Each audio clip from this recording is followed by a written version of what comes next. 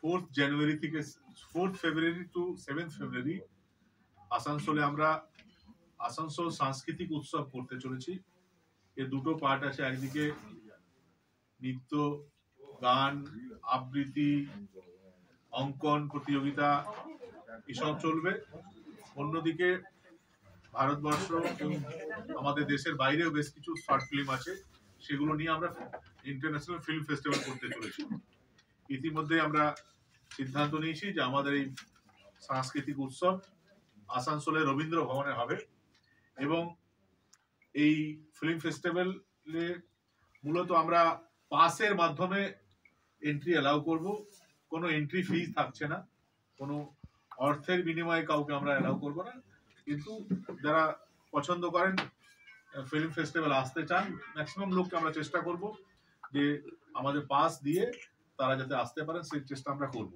এবং আজকের এই সাংবাদিক সম্মেলনে আসানসোলের শিল্পী, সাহিত্যিক, বুদ্ধিজীবী বলতে যাদেরকে আমরা চিনি জানি, তাদের মধ্যে সিংহভাগই আজ উপস্থিত আছেন। তাদের উপস্থিতিতে আজ এটা হচ্ছে এবং আমাদের আজকের অফিসিয়ালি আমাদের যে পোস্টার লঞ্চিং সেই কাজটা আজকে হবে। তার সঙ্গে সঙ্গে যেহেতু গতকাল মকর সংক্রান্তি আমরা স্নান করেছি এবং মকর স্নান মানেই হলো পিঠে পুলি, তো সেটাও আমরা সামান্য নিজেদের মধ্যে পিঠে আমরা খেয়েছি। যারা সাংবাদিক বন্ধু এখনো গ্রহণ করেননি, এই সাংবাদিক সম্মেলনের পর তারা গ্রহণ করবে। আনুষ্ঠানিকভাবে আমি বলবো যে আমাদের যারা সিনিয়র আছে তাদের হাত দিয়ে আমাদের যে পোস্টার প্রকাশ সেটা করা হবে। আমরা চাইবো যে সবাইকে আমরা যেন ডাকতে পারি। আপনারও কাছে যদি কোনো সাজেশন থাকে যে কোনো ব্যক্তিকে যদি আপনি যোগ্য মনে করেন যে ওনাকে ডাকলে আমাদের আসানসোল সমৃদ্ধ হবে, আপনি তার নাম সাজেস্ট করবেন, আমি তাকেও ডাকার চেষ্টা করব। Thank you. সংস্পর্শে যারা আছেন তাদের মাধ্যমে যারা পাসগুলো যায় সেই চেষ্টা আমরা করব। মোটামুটি এখনো কতগুলি ফিল্মকে শোকেস করার জন্য শর্টলিস্ট করা হয়েছে? তাও এটা পুরো আপনাকে বলা হলো যে 4 দিনে টোটাল 11টা ফিল্ম আমরা দেখাবো, কিন্তু 2-3টা ফিল্মের নাম আপনাদেরকে বলে দেওয়া হয়েছে। বাকিটা আবার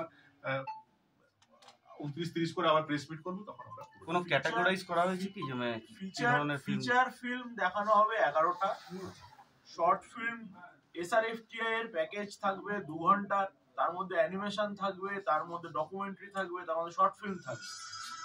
আমরা মূলত পশ্চিম বর্ধমান জেলার যারা শর্ট ফিল্ম, ডকুমেন্টারি বা এই ধরনের কাজ করছেন তাদেরকে অগ্রাধিকার দেব।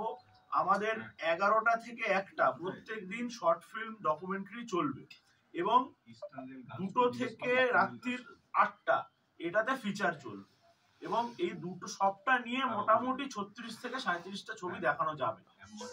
সেখানে অ্যানিমেশনও থাকবে, সেখানে শর্ট ফিল্মও থাকবে, ডকুমেন্টারিও থাকবে, ফিচারও থাকবে।